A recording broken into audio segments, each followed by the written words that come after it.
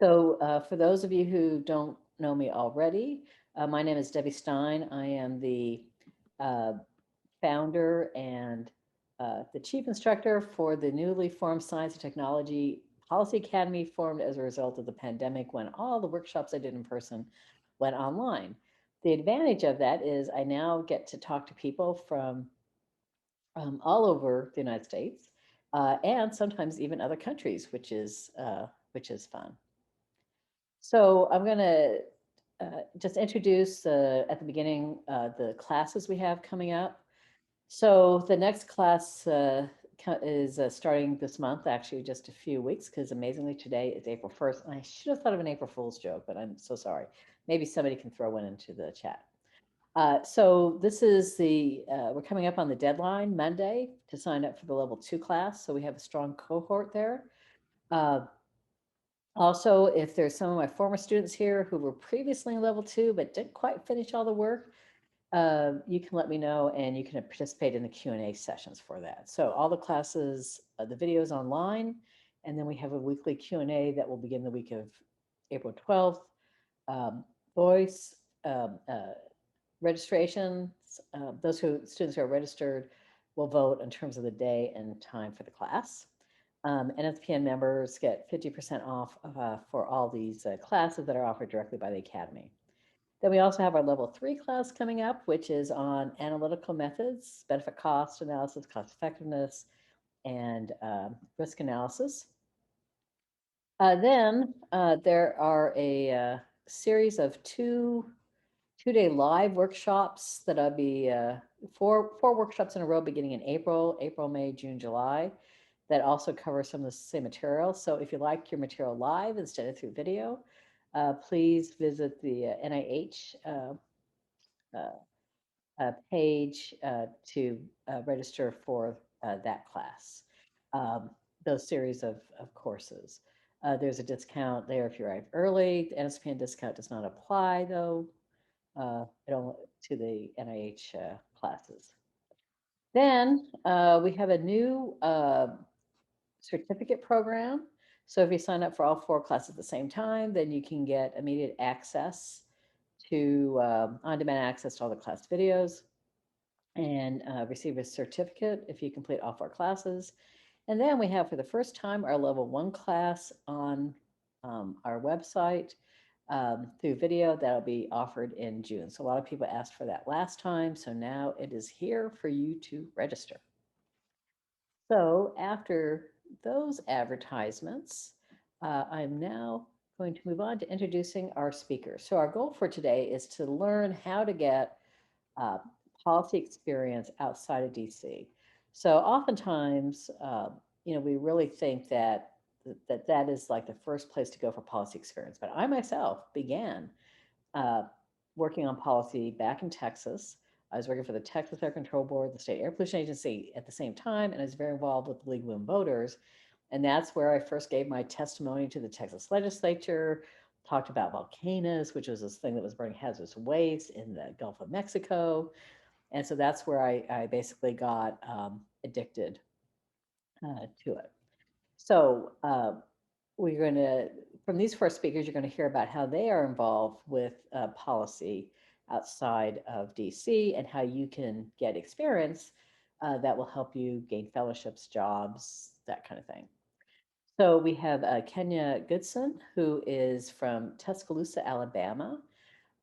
She is on the, besides teaching, she is on the board of directors for the Black Warrior Riverkeepers, Conservation Alabama, the Citizens Climate Lobby, and I don't know how to say that, the Cahaba River Society. Am I close enough? Yeah, thank you very much. Our speaker after that will be Jeff Warren, who started out as a geologist, and then he has done all sorts of different state level science policy positions in North Carolina, and is currently the executive director at the North Carolina Policy Collaboratory. Allison Smith is the Assistant Director of the Office of Advanced Planning and Sustainability for the Louisville Metro Government. And she works on brownfields, community engagement, does sustainability activities. And last but not least is Artie Garg, a former fellow of mine. So I knew her when she was young. Not that you're old now, Artie, uh, but she is the founder. I'm very proud of her because she's the founder and chair of this organization called Engineers and Scientists Acting Locally. She practices what she preaches because she's on the Community Services Commission for Hayward. And she does like a real life job in AI for Hewlett Packard as well. So plus she's got 2 kids. So clearly she is a busy, busy woman. And she's going to tell us about all the great resources that Esl has um, uh, throughout the program. So with that, I'm going to turn it over to our first speaker, which is Kenya. So Kenya, go ahead. Good evening, everybody. Again, my name is Dr. Kenya Goodson. I'm a native of Tuscaloosa, Alabama. Thank you all so much for coming. And I did notice that we have a lot of PhD students who are learning about different careers in policy outside of DC. Well, that's really good. And I'm saying that it's a good time for you to actually start doing that instead of what I did it on the other end of my PhD experience. So you guys are doing a really good job by getting the information that you need to inform your decisions about what you want to do, especially if you are looking to work outside of academia. So, with that being said, I just wanted to kind of share my story to see if it resonates with anyone. So, I've always been interested in math and science, throughout most of my education. But as a college student, I didn't really know what I wanted to do. And so I was good in math and science. I was a chemistry major at a HBCU here in Tuscaloosa. When I graduated, I had one of those introspective introspective times and meetings with myself to say, okay, what are you going to do with your career? And I always enjoyed working with the community, but I like science. And so I determined that I would go into environmental science. And so I went and got my master's in environmental management. And then I started working as a regulator. So it was my first real job. I worked for the Alabama Department of Public Health. I loved that job, loved what I did. I felt like I was giving back to the community. I was making sure that they were safe and that they adhered to environmental policy and regulations. And so that's what I wanted to do with my career. So I decided to go on and get my PhD. And once I did that, I went to DC. I actually went there for a couple of years.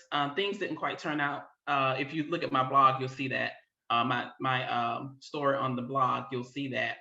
And I ended up coming back to Alabama, and I got into education, and I loved it. Loved working with students. Loved teaching them about the environment and why it's important.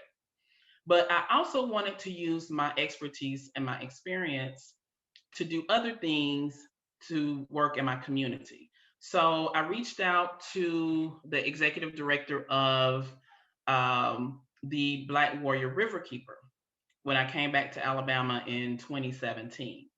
And to make a long story short, I got involved with them. I started off as a technical on their technical advisory board.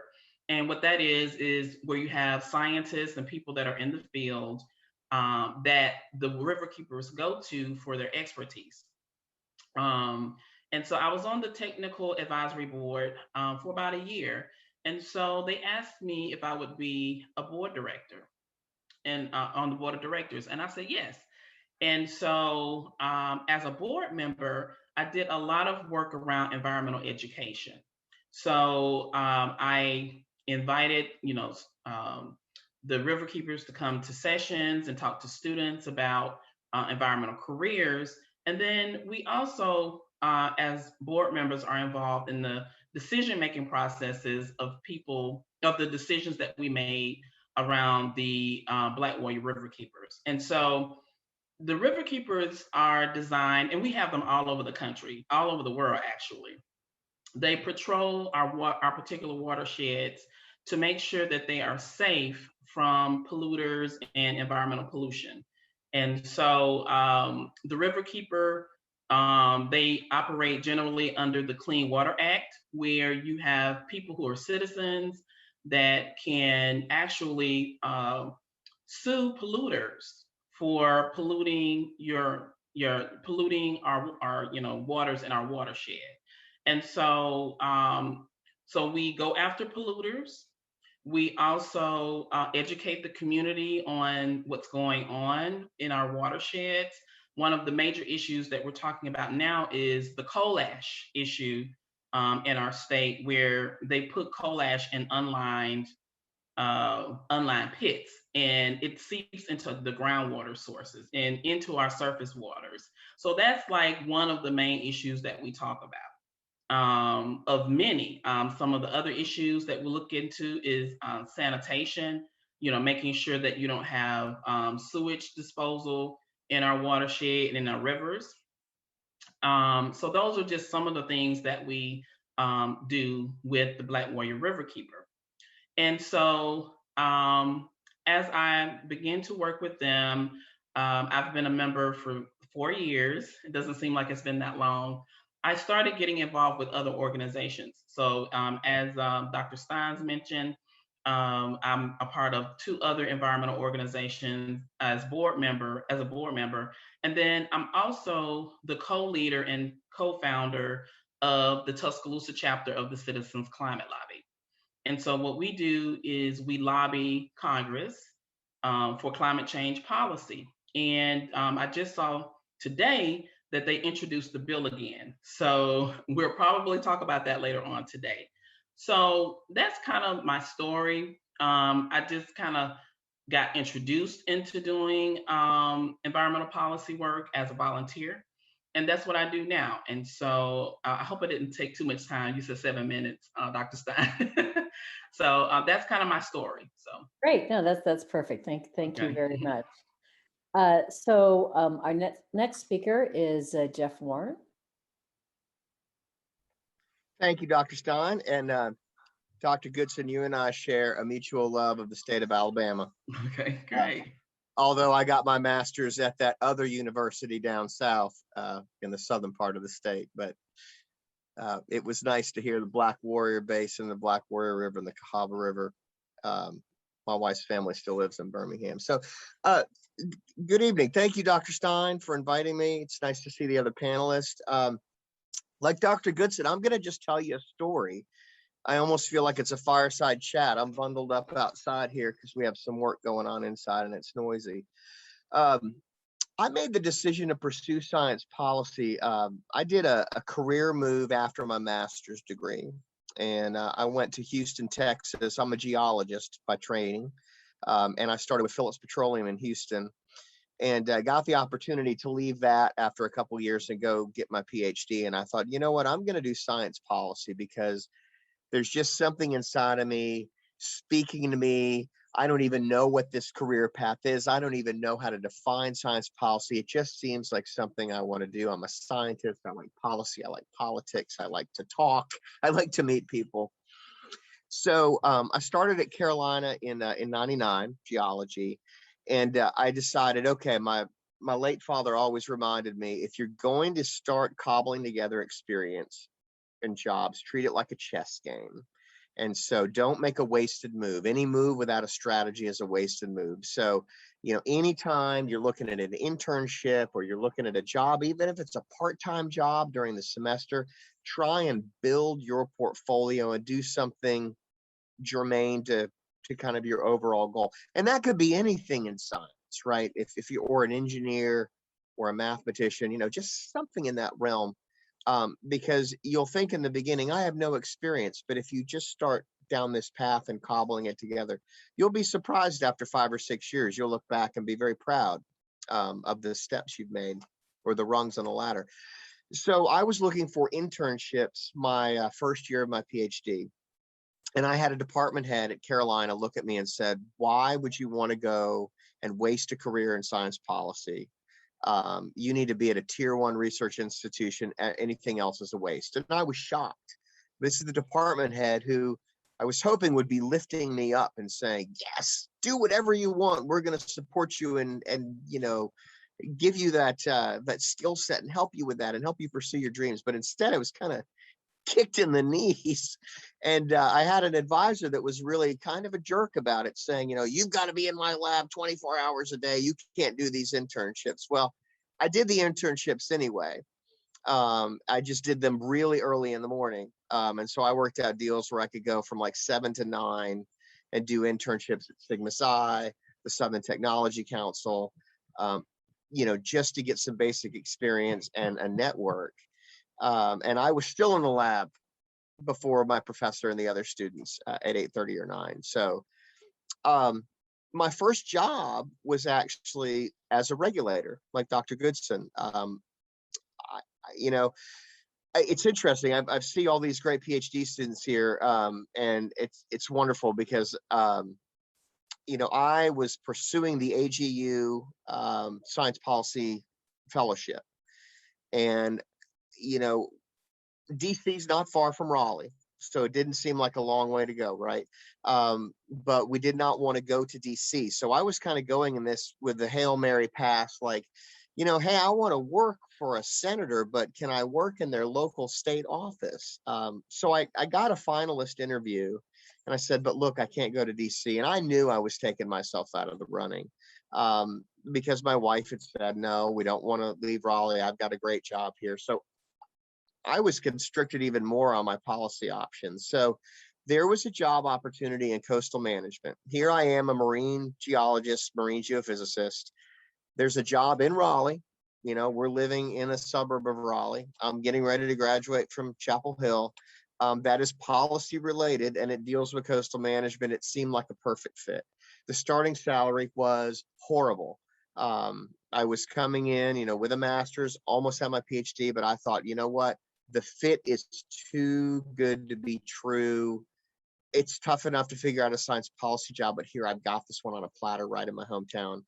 I'm going to take it. I'm going to hope everything else falls into place. So that's another piece of advice for y'all. Sometimes take the job for that experience, even if it's for a year.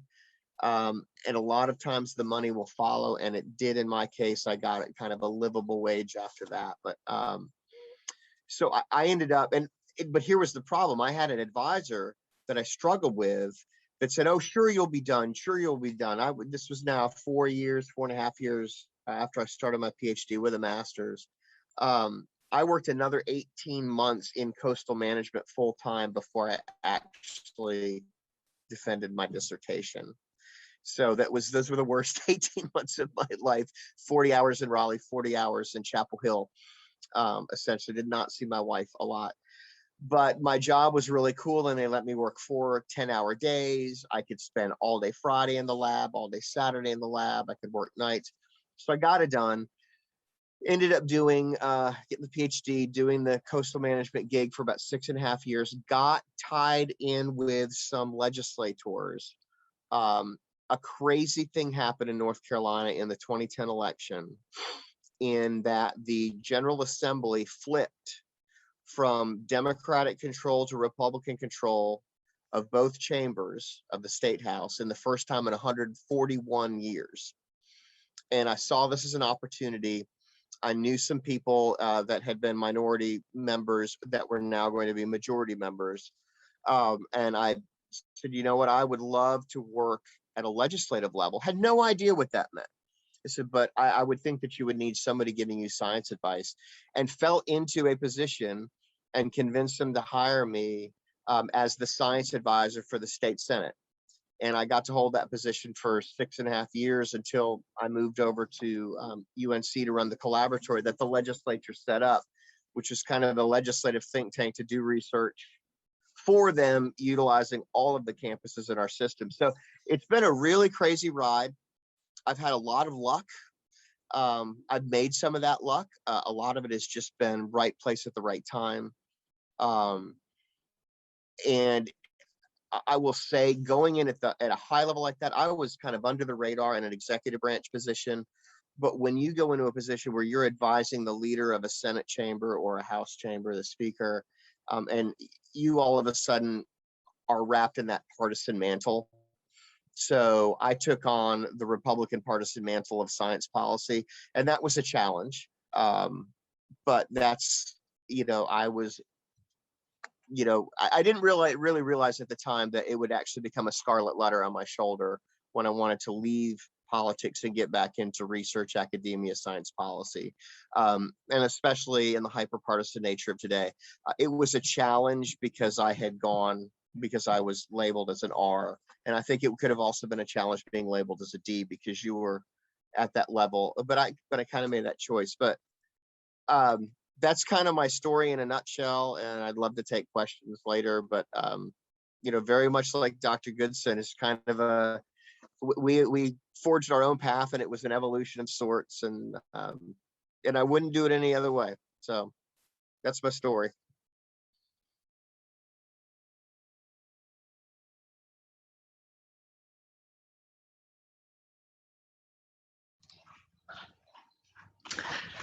Good evening. I'm Dr. Allison Smith. As Deborah mentioned, I'm currently with Louisville Metro Government. I also teach part-time at the University of Louisville in the biology department. Unlike Dr. Warren, I never really made a decision to go into policy. It just kind of happened. I looked up one day and I was doing policy and really liked it. So I did a PhD in biology at the University of Louisville. I am by training an aquatic ecologist. So I study climate change effects on freshwater ecosystems. So I spent my days growing zooplankton in a laboratory and chasing freshwater jellyfish across the state of Kentucky, and got a couple publications out of it, and 6.5 years in, finished my PhD. At that point, I was like most PhD students looking for an academic position at a Tier 1 research institute. Those doors don't always open. And so I had an opportunity to take a postdoc position at the Center for Environmental Policy and Management, which is actually housed at the University of Louisville in the sociology department, where a lot of policy research is done. So at CEPM, I learned for the first time about environmental justice. So I had been in grad school 6.5 years and had not ever heard the phrase environmental justice, which is amazing to me looking back. And so in my, freshman level biology course, you can believe they get a whole lecture on environmental justice. At CEPM, we did a lot of different work, and I learned more than just about, the environment that I was used to studying, but I learned about housing issues and how that is an environmental issue as well, about our waterways and how that in fact affects public health. And I learned about brownfields. That was a big part of what we did at CEPM. We did the community engagement for the city's brownfields program. So if you're not familiar, brownfields are contaminated sites, usually sites of former industry or a former gas station or dry cleaner that has left behind contamination in the soil or groundwater.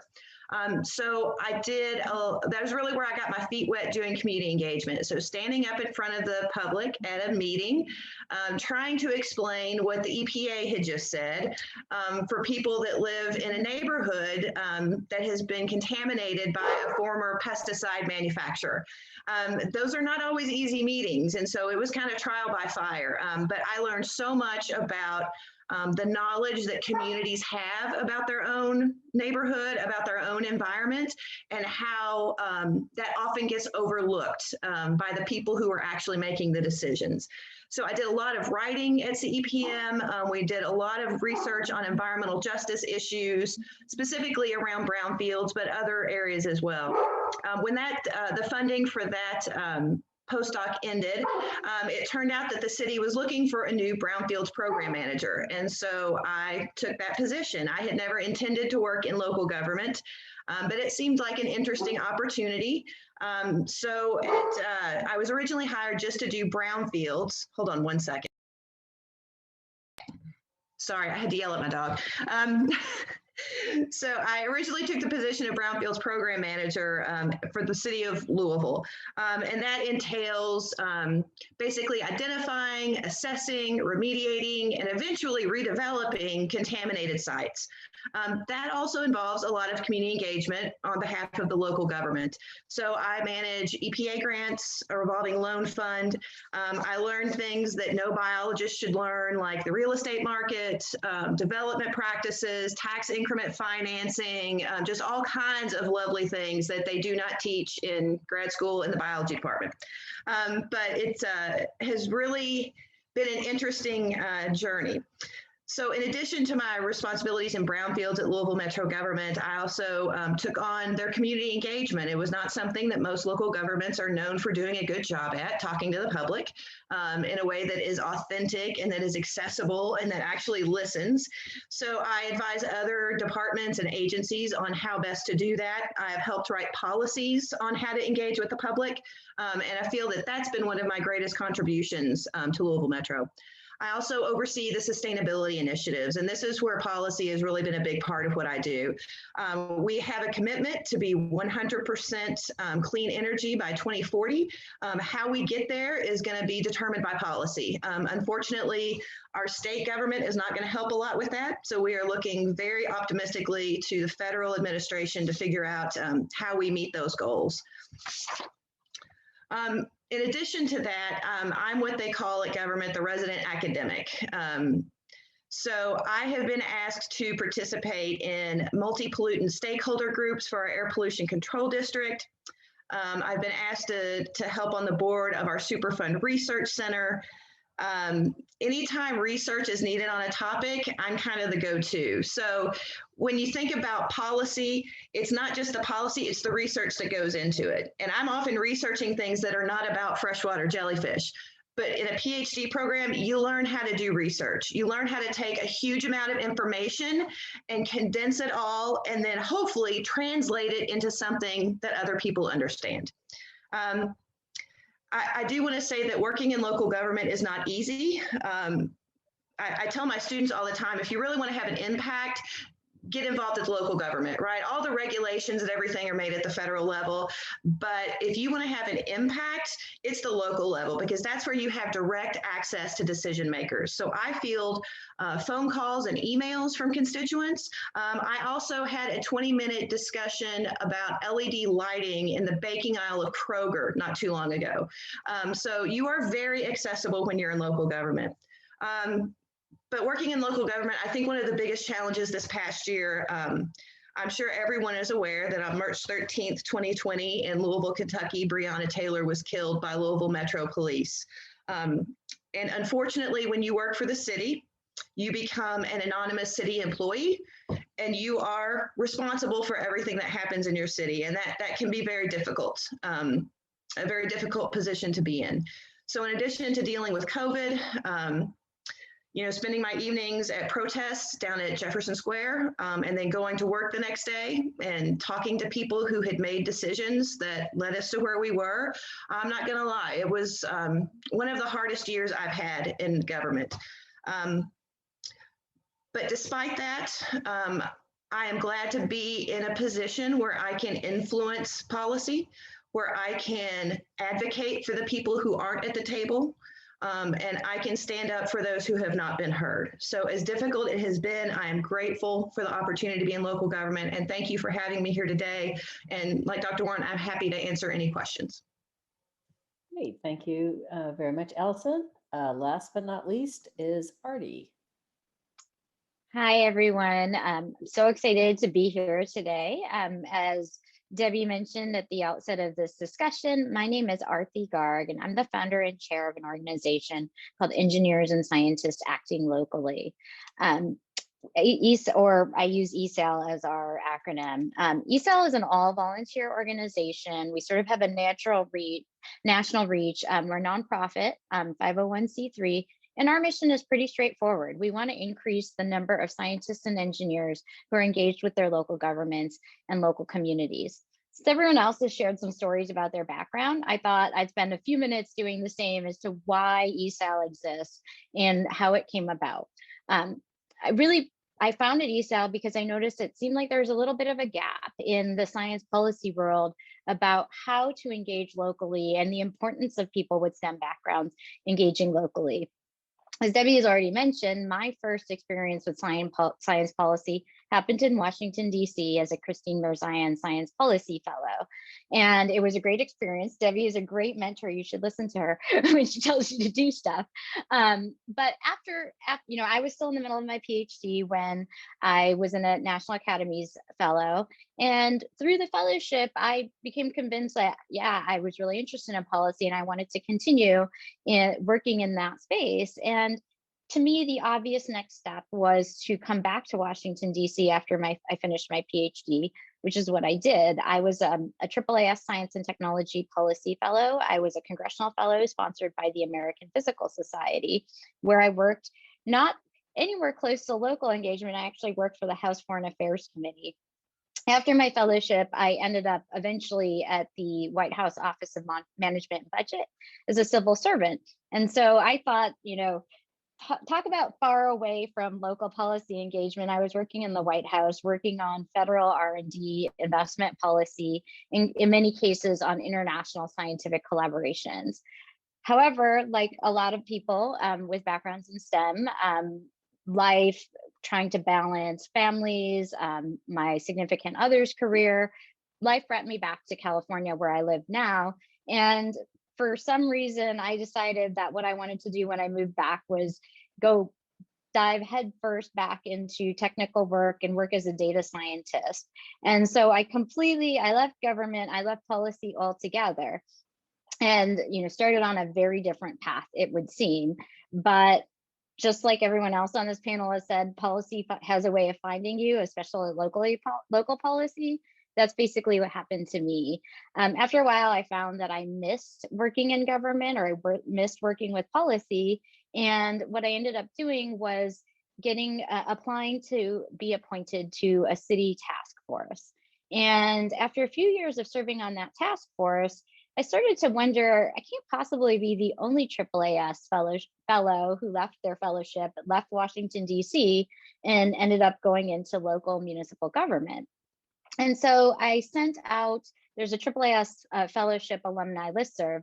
I sent an email to it asking whether anyone else had had a similar experience as me. And what I discovered from the responses I got quite a few responses, but they were more, no, I haven't. And I really wish I knew more and I could get involved with my local government. So even former AAAS fellows who have a high degree of knowledge, I will say, about science policy and government and policy in general, didn't have enough information to really feel comfortable about engaging with local government.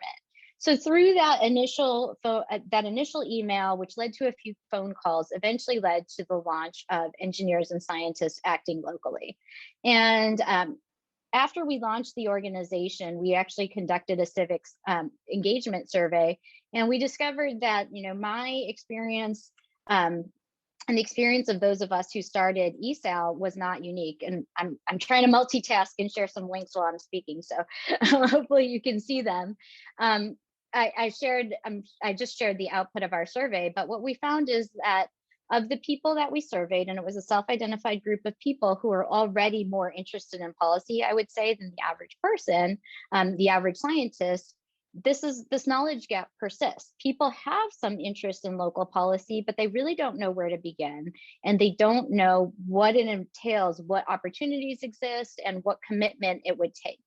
And so we sort of set out to fill that, because we realized that if our mission as an organization is to increase the number of people with STEM backgrounds engaging at the local level, we probably have to fill some information gaps too. So we sort of have two main activity streams, or two main goals as an organization.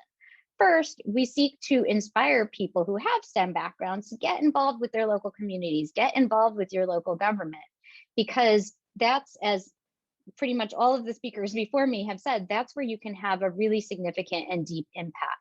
And so we try to tell and share the stories of engineers and scientists who, like all three of my fellow panelists, who have made significant contributions to their local communities and their local governments. And we also try to talk about organizations that are working at the nexus of STEM and local government or local community.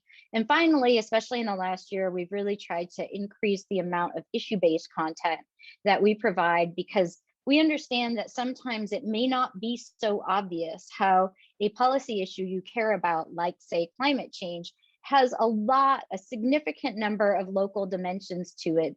In fact, I've heard people say that maybe some of the most powerful people to make a difference in climate change are actually state officials, the state public utility commissioners, who have a lot of control over what kind of electricity generation gets onto the grid. And so we're trying to help people understand some of these local dimensions to policy making and science policy issues that you may not always hear about. And you may think all of the solutions are in Washington, D.C. And I'm here to tell you they're definitely not. And in addition to our blog, we also hold events that do the same thing. We try to have career panels to feature speakers to talk about what led them to get involved in local government and what kind of impact they've had. And then also to talk more specifically about the local dimensions of STEM-related issues and maybe the STEM-related dimensions of local issues. So just to give another example that's a little bit timely right now, we did an event on election security and election technology last fall. I think maybe after the last 6 months or so, there's probably an increased appreciation for how important local and state governments are to voting technology, voting policy, the conduct of elections. But before that, it might not have been obvious just how important your county government is to your ability to vote and vote easily. So that's kind of our first, that's our first goal, is to first inspire you to become involved in local government. Our second goal as an organization is, once we've inspired you, we want to make you successful. So our goal is to provide you with the resources you need to be successful in whatever it is you try to do through your local engagement. So I'm going to share a whole bunch of links on the website, and I'm happy to talk about all of them in more detail.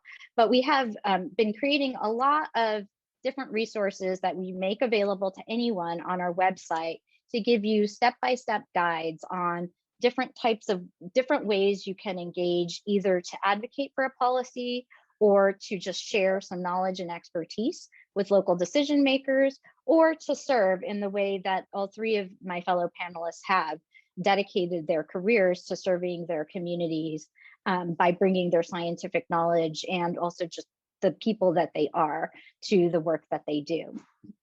Beyond that, we've introduced in the last year workshops that we can really tailor and customize to your group. I think some of the people in this chat, I noticed as you all introduced yourselves, maybe a few of you have attended our workshops. And I'm super excited to see you here as well, continuing to be interested in what you can do as a scientist or engineer at the local level. So just to make sure we have plenty of time for everyone to ask questions, I'd like to wrap up simply by saying that I truly believe that scientists and engineers can and should feel empowered to contribute to their local communities. And part of the reason that I am so passionate about Esl is that I'm so excited to be able to help catalyze that engagement. I think in my dream world, civic and community engagement would be just a normal and expected part of what it means to be a scientist and engineer. I'm honored to be sharing, to be on the same panel as people who, in my opinion, truly exemplify what it means to use your scientific and STEM background to serve your community. And through Esl and the work that we do, I'd love to inspire more of you to do the same. Okay, great. Thank you, Artie. You are so inspiring yourself. So it's good for you to take that and inspire others. So, and not least of which is how you talk and add links at the same time. Okay, so as always, we have a bunch of questions, so we'll try to get through all of them. So the first one is from Ankita, and why don't you go ahead and answer it, Artie, because I think it might be useful, which is, it's common to see climate scientists focusing on environment, air, and water pollution move into science policy. How should scientists with backgrounds in more basic life sciences look for local science policy initiatives? Most of the opportunities available seem to be restricted to the above areas. So I think that's a great question. And I think there's a few different ways to approach it depending on what you're looking to do. So if you're looking to, and I actually would love for Kenya, maybe you could also answer this question as well. But yeah, I mean, I think that one way to approach this is to look for more advocacy or legislative roles where they're looking for someone who can conduct that kind of background research. And I think the other one is if you're not looking to make a career change, there's a lot of different opportunities to engage with your local government as either an advisor or an advocate through public comments and through other forms of local engagement. Okay, great. Yeah. I'll just add that you don't have to be an environmental scientist to be interested in climate change policy. You are a concerned citizen that has a STEM background, so you know the basic fundamentals of science. You know that if the world is getting warmer, you know that there are going to be significant impacts. So I think doing some research just in general on climate change is good. And then looking for local organizations that work with climate change and just partnering with them, you would be surprised at how much you would learn just by connecting with the organization that's doing the work. You'll learn on the way.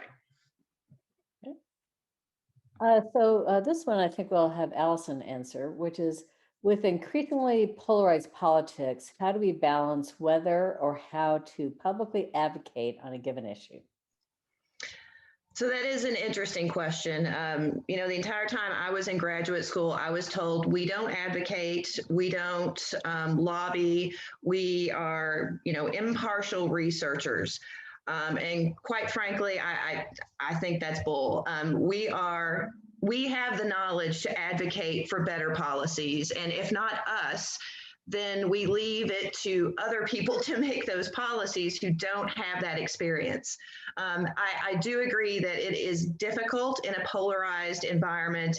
I live in a blue dot in a very red state. There's a Republican supermajority in our state house, but I have a very progressive mayor right now as it comes to climate change. And so it is difficult, and it's one of those things where you really have to pick your battles. But I think that as scientists, especially when I get comments from the public who are scientists and who can speak with authority, that gives me more ammunition to fight for those policies that I want. It's not just me, it's these constituents who also have knowledge on that. Okay, thanks, Allison. Yeah, Jeff, you answered this question in writing, but I'd like you to answer it verbally, which is, this from Morgan. I really appreciate your perspective on making your own luck or job space. Any more advice on opening moves to start a conversation to create your own job? Yeah, it all starts with that first step, right? It's the long journey begins with the first step, and relationships are very important. And I know in today's hyper fast society where things can be gained almost instantaneously on the internet or on your device, you got to get to just good old fashioned face to face or Zoom to Zoom. It should still be virtual or on the phone. And you've got to start meeting people. So find an issue that's important to you, or an organization that's handling an issue that's important to you, whether it's a nonprofit or a unit of government, or at a state level or a local level, and just get to know those people. Get to meet them one at a time, find out what they do, find out more about their organization. And the more you get to know them, you will find opportunities, because if you know them and you come in and say, hey, I've got a science background, I almost have my PhD, or I'm working on my PhD, or I've just got my PhD. I'd love to be able to help you out. They will have stuff for you to do. They'll say, hey, could you do some lit reviews for me at night? I mean, that would be great. And, it's these small steps, but it's even like taking the new job. You can never gauge how successful you are in a new job after the first month. You've got to really look back after a year, because you feel overwhelmed. You don't feel like you've made enough progress. But after a year, you kind of look back and say, oh, wow, there's actually some real steps here. So you know, it's just one relationship at a time. And eventually that relationship is going to lead to an introduction to somebody else in another organization, and it's going to expand your network just one person at a time. And eventually you'll get to make your own luck, because you'll be, you know, if you're working anywhere in government, it's not that big of a place. I know it seems overwhelming if you've never worked in it, but somebody's going to be a staff member that is really good friends with an elected official, who's really good friends with an appointed you know, commissioner, who's really good friends with the state legislator, who's really good friends with the chairman of a budget committee in the Senate. And all of a sudden, you know a lot of people that you can then volunteer for, learn about more for, and eventually have job opportunities with. So it's a really complex question. And there are a lot of different ways to move forward with that, but that's probably a good general approach that I would throw out there. And Allison, do you want to say something? Yes, I just want to add, I learned this in graduate school. You mentioned the Kentucky Academy of Sciences. Anytime you're invited to give a presentation, do it. The more that's how I met Artie. Every presentation opportunity, take it. And then I just want to share the best job advice I have ever been given was someone told me, take whatever job they'll give you and make it what you want. So I will leave you with that. And yes, actually, Allison, while we're on that topic, another question which you'd also answered in writing, but I think it's good to do so, to talk about again, which is what kind of skills are best to highlight when applying for local state policy positions. Sure, and I think it's a pretty straightforward answer, because most likely the job that you apply for is not going to be an exact match to that little niche that you studied in grad school. My job was never about freshwater jellyfish, but as I mentioned in my presentation, you can talk about your ability to do research, your ability to take very complex ideas and translate them for the public. This is something that I hope that they are starting to teach in grad school, is being able to translate very complex scientific information about, POCs and VOCs and PAHs and groundwater and soil. How do I explain that to the public without using 100 acronyms?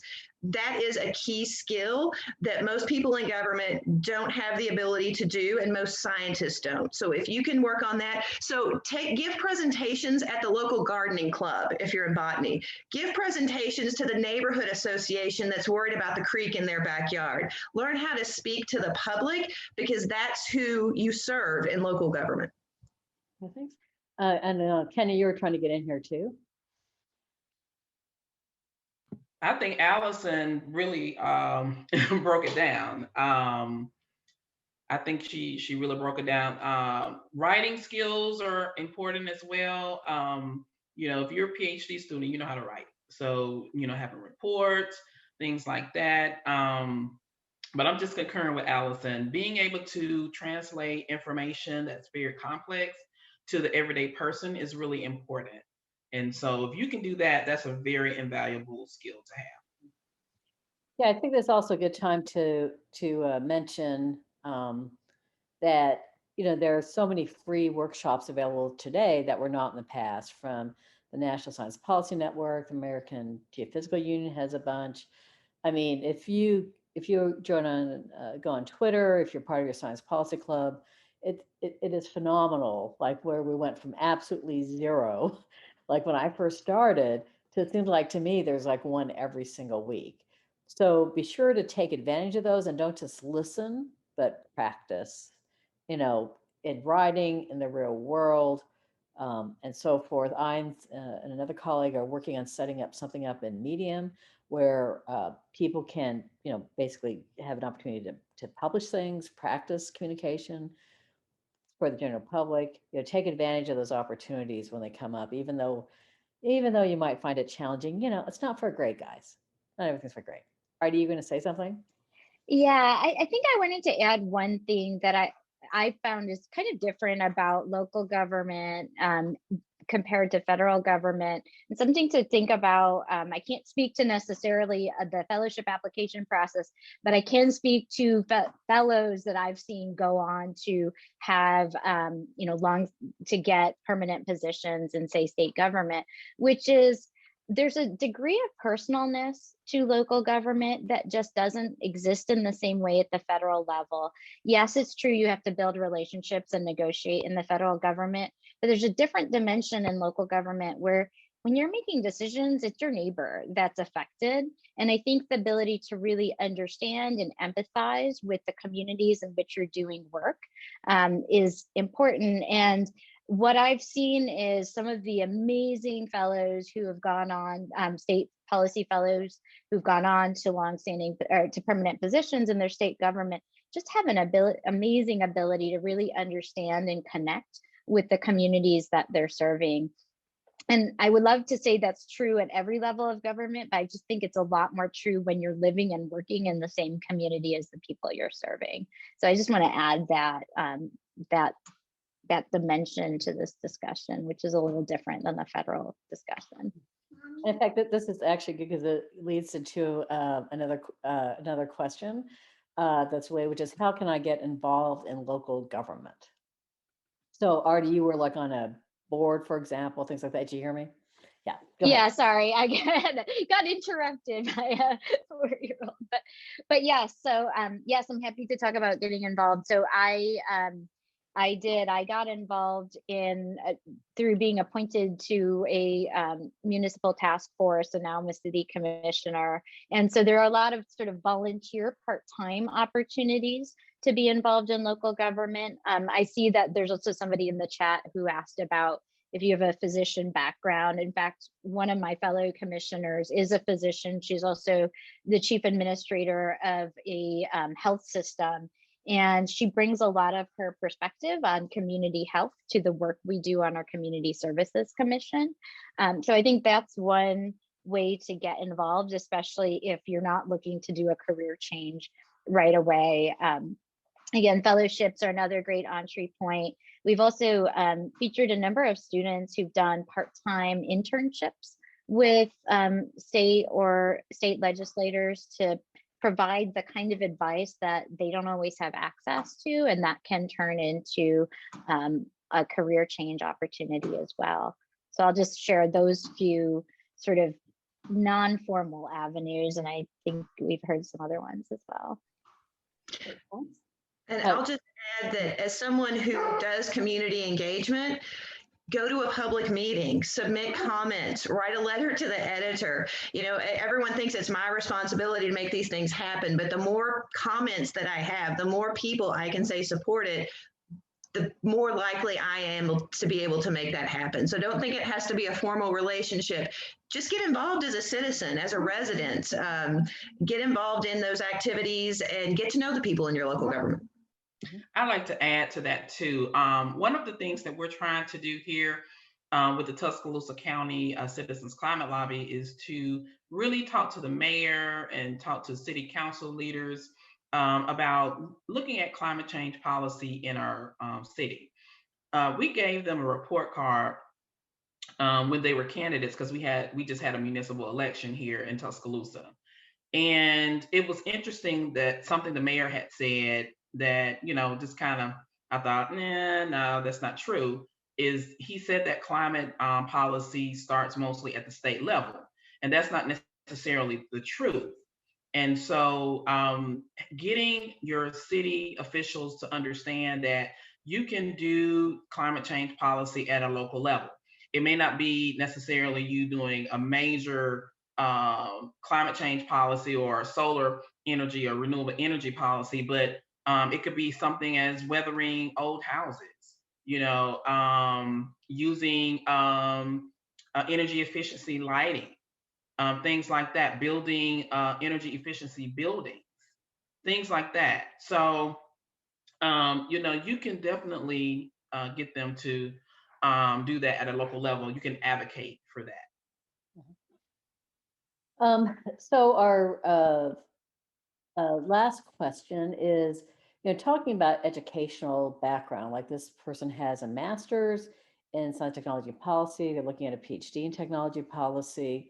You know, what do you think about educational careers and, you know, educational degrees? You know, to what degree is a policy related degree needed? Anybody? I'll take a stab at this because I struggled when I started the legislature with, do I use the title doctor, right? I mean, and I decided after about a week that I'm going to go ahead and put doctor in front of my name, and it actually paid off very well because it turned out to be, the legislative building was a room full of, it was a building full of egos, right? A building full of titles. Everybody was honorable or senator or representative, and having the doctor up there actually put me, I would say, on a level playing field or even above that, because a lot of folks not familiar with graduate education are overwhelmed and sheepish about a master's degree or a PhD. And they immediately assign you, the thought that, oh, you've got to be really smart at what you do, which can be dangerous because then they're asking you to answer questions you may not know anything about. And you've got to be real open about that, to say, look, I can, I've got a couple hours this afternoon. I will go and research this, but right now I'm not comfortable giving you an answer on this policy proposal or this question because I'm not a wildlife biologist, right? Or I'm not a jellyfish specialist. So I've got to go and do some work. But those graduate degrees really help out. And I found out that PhD really gave some walking around cred. It didn't even really at that point matter what it was in. It was just the letters behind your name. It turned out to be very effective for me. So the one thing I will say, just in my own personal experience, is that, because I'm sure a lot of people don't have PhDs, is that when I started, I only had a bachelor's degree in engineering. And I was still, able to be very active in my 20s at the local level, at the state level, all through the League of Women Voters, things, on all sorts of different issues. So I also, for those of you who don't have PhDs out there, I don't want to encourage you that that's not a barrier. Your scientific knowledge, particularly, at the local level, there aren't that many people with PhDs, right? And not that many people with science degrees. And so therefore you might be the only person in the room, going back to offering public comment on issues that are happening in your community. In my community here in Pittsburgh, there's like a lot of flooding. And I think, even though we're an engineering town in Pittsburgh, still, certainly can go to the city council meeting and make your thoughts known. And, you have as much of a voice as anybody else. So, don't, and don't let age be a barrier. Don't let degrees be a barrier. Just get involved in some way. And if you're at all leery about going alone, join an organization and they will teach you how to do things. And I think that's what I learned from League of Voters, is how to do consensus development, which then became my career for 18 years at the National Academy of Sciences and at the White House when I was at doing PCAST, President's Council of Advisors on Science and Technology. I learned all that from volunteers, from very smart women in Texas who knew how to do consensus development. So with that, we're sort of at the end of the time, but I wanted to make sure everybody had a chance to just say any last 1 minute thought. That people I wanted to answer one of the questions. Okay, Can sure. can I do Yeah, that? go ahead. Someone in the chat or the question and answer asked about being a doctor, MD, doing policy work, and I wanted to answer that. I went to CCL's international conference in DC a couple of years, and there were physicians that were actually doing talks about climate health. And it's going to be very important in the future because with our climate changing, they're seeing different types of diseases that they haven't seen in particular. And I would encourage you to research Catherine Flowers. She's an environmental activist here in Alabama. And she has done great work on wastewater contamination in the Black Belt in Lowndes County. And I think there was a study that the UN did that they found, I think it was tapeworm or something in our Alabama Black Belt community. If I think about it, I'll email you the article, Dr. Stein. But all of that is due to the increased temperatures in our in our atmosphere. And so we're going to definitely need doctors to be savvy about the impacts of climate change on environmental health. So I just wanted to bring that up.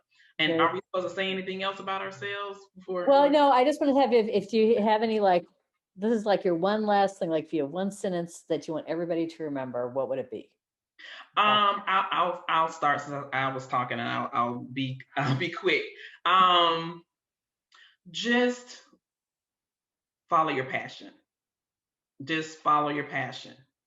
That's a good one. Okay, how about you, Jeff? I'm gonna have to echo follow your passion, but don't be afraid. Some of your opportunities will be totally nonpartisan, and you can be just a neutral government employee, civil servant, but don't feel nervous to go after those partisan spots. They can be very rewarding. It does kind of sequester you in some ways and may limit future opportunities, but it opens up some other opportunities as well. So if you're talking about high level, like, advisors to cabinet officials at the highest levels, those are all going to be partisan level type appointments. And don't be afraid to pursue those. If the majority of your philosophies align with the majority of the philosophies, because they'll never 100% line up. But if you're going to pursue that type, make sure you're similar, because otherwise you're going to be put into some weird situations where you may not be supporting the policies, and it's not going to work out for anybody. Okay, great. Thanks. Allison? First, I just want to back up something that Kenya said.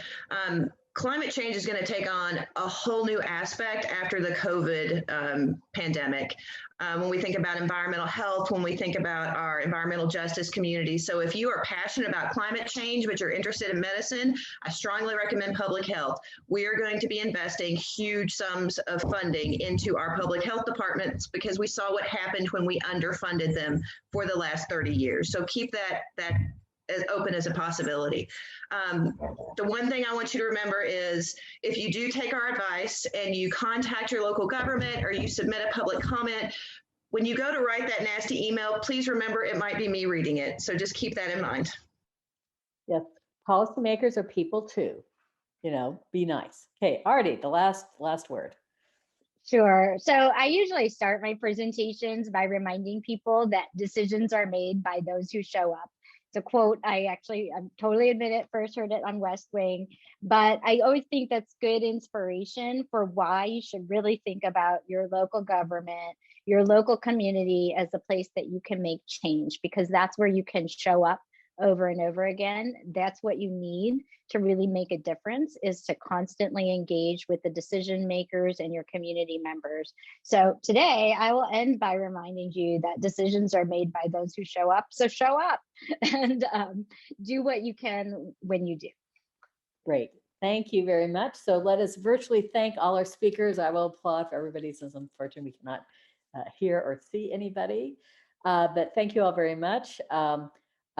Our next webinar, which will be sometime in a month, will probably be on, getting that government job. How do you do it? So that is the next focus of our series, because I figure a lot of you out there are really, really looking for jobs right now as you get close to graduating. So thanks again to our speakers. We really appreciate your time. And as somebody just typed in, you are so inspiring. Thanks for all your hard work. Bye-bye, everybody.